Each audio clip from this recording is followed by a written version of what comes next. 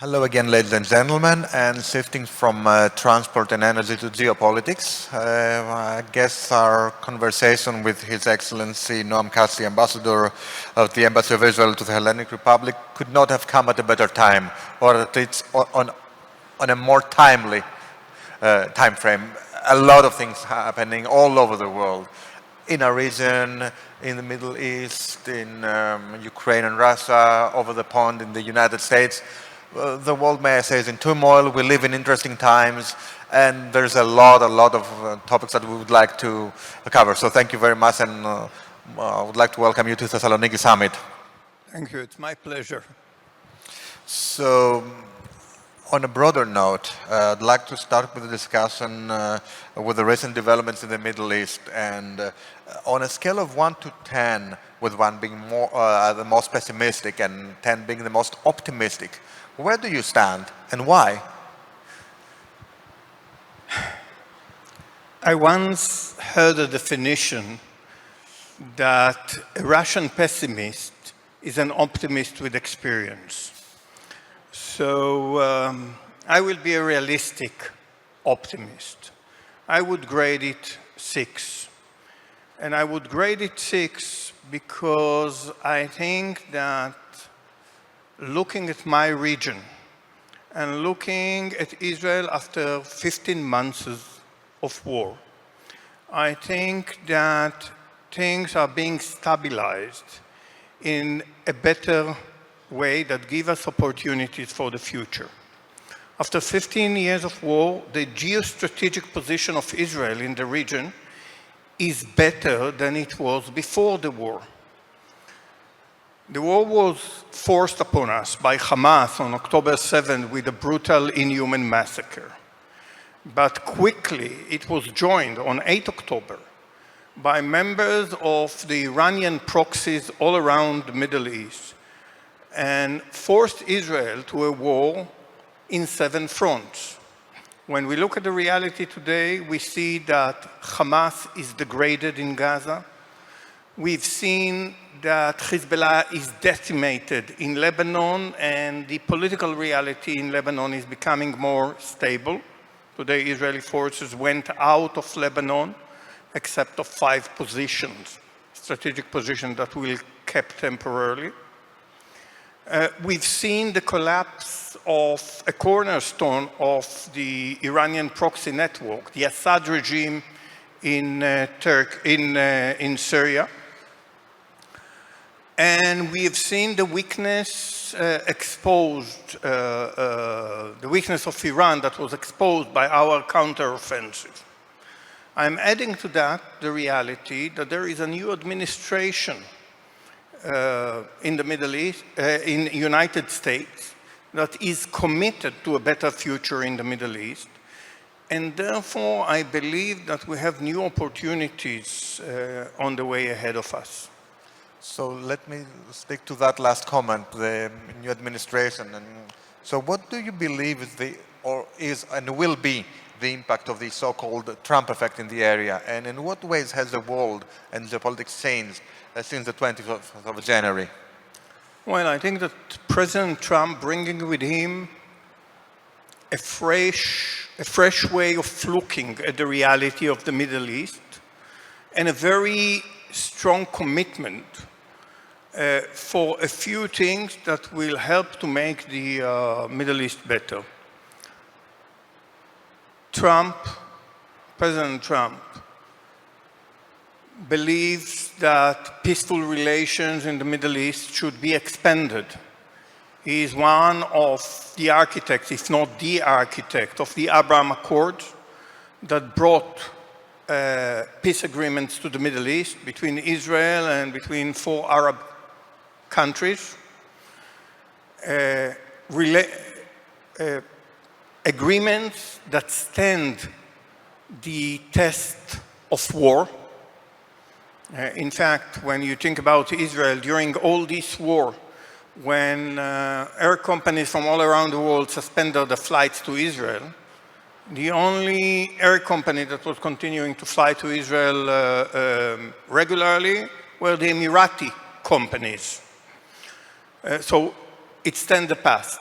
The second commitment that he brings with him is he identifies the Iranian threat to world peace and stability. And the Iranian threat, we have to be focused on their military nuclear ambition. And President Trump made it clear that he will not allow Iran to have military and nuclear capabilities. The third thing that he brings with him is a clarity. Who are the bad guys in the story that led to the war in the Middle East? And he clearly states that the future of relations between Israelis and Palestinians do not include, or does not include, Hamas. His ideas are opening a new conversation in the Middle East, saying that what was not working in the past should not be repeated. And therefore, we have to find solution without Hamas. And shifting a little bit geographically, I'd like to focus on Syria. So where does Israel stand on the issue and developments in Syria? And do you believe that Turkey does cause impediments in the process? I'll start with the positive thing. The collapse of the brutal, murderous Assad regime dictatorship in Syria is a positive development.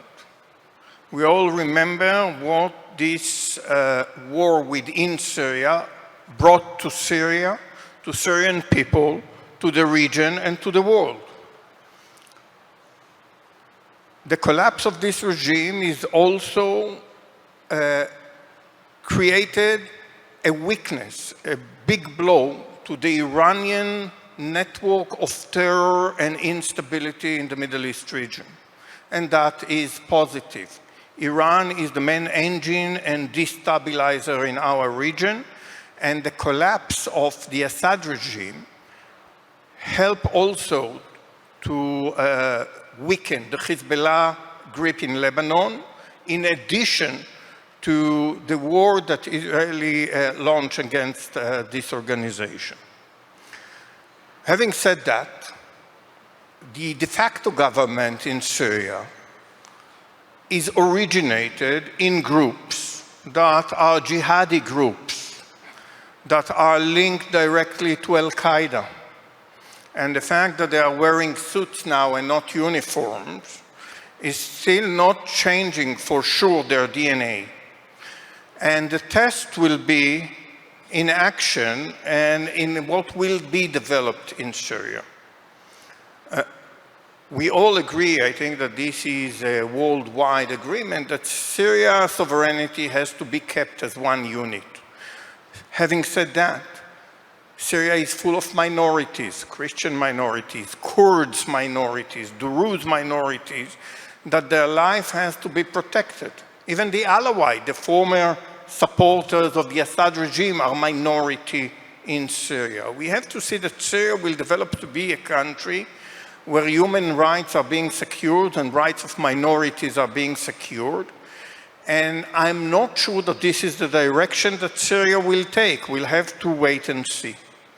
Turkey is becoming one of the big forces within Syria because it supports to some segments of the coalition of the rebels that took over Syria, because its closeness to Syria and its willingness to be involved.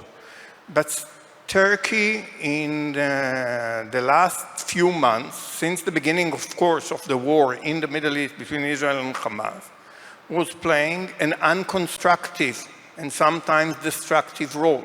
Their support of Hamas is problematic. And their support of these jihadi forces in Syria will have to be tested. And we need to see that Syria will be stable and that the Kurd minority will be protected there. And we know that Syria has claimed to the autonomy of the Kurds, and it is supported by Turkey, that is controlling and have a sphere of influence of 15% of Syria. So the test will be also a test for Turkey, whether the Kurd minority as part of Syria is being protected.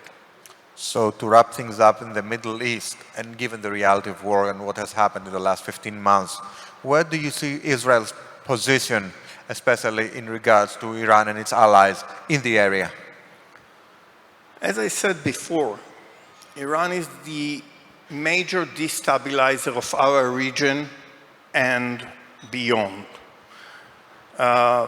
You feel it here in Greece, you feel it here in Thessaloniki when world shipping and chains of supply are being impacted by the fact that the Houthis, proxy of Iran, attack shipping routes crossing the Suez Canal, causing to a decrease in the number of containers that are ending in Greek ports coming from the Far East. Iran is a very rogue country, as I said, not only operating all this network of proxies, violent proxies in our region, destabilizing regimes in the Middle East. They are operating network of terror all over the world, including in Europe, including here in Greece in the past. So Iran is a threat for world peace and stability. But the main threat, and we should not take our eyes off the ball, is their military and nuclear ambition. If they will be allowed or will be possible to achieve that goal of themselves, that will be a world game changer. And therefore, I think that we should be focused on that. Israel is definitely focused on that. Israel is definitely in very close collaboration and coordination with the United States on this. And I would like to take advantage of the last 3 minutes of our discussion to put Greece into perspective and put it into the picture regarding bilateral relations. And truth is that during the last month we have witnessed a deepened mutual cooperation between our two countries in a number of sectors, may I say energy, data infrastructure, even joint defense projects. So what I'd like to ask you is, do you believe that Greek and Israeli relations are currently at an all-time high? And do you foresee other areas of mutual partnerships? I hope that we didn't reach yet the all-time high. Our relations are growing stronger and deeper along the years since 2010.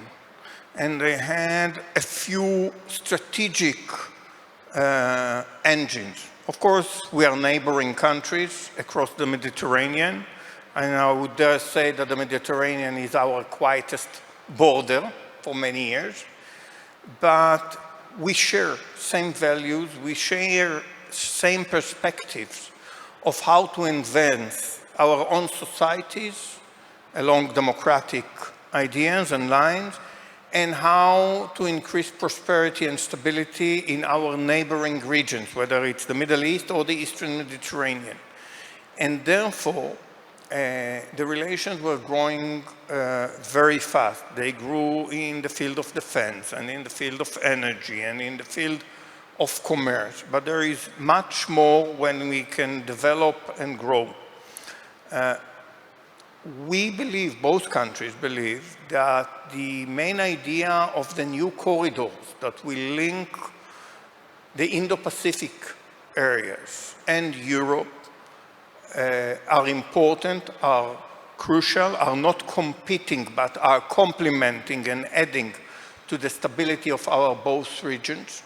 And therefore, we would like to take part of it. And when we speak about corridors and connectivity, it's not only trade that are going along roads, it's also data cables and energy connectors and adopting regulation, creating more jobs along this line of corridor that will bring to the region and to each country that is involved a lot of growth.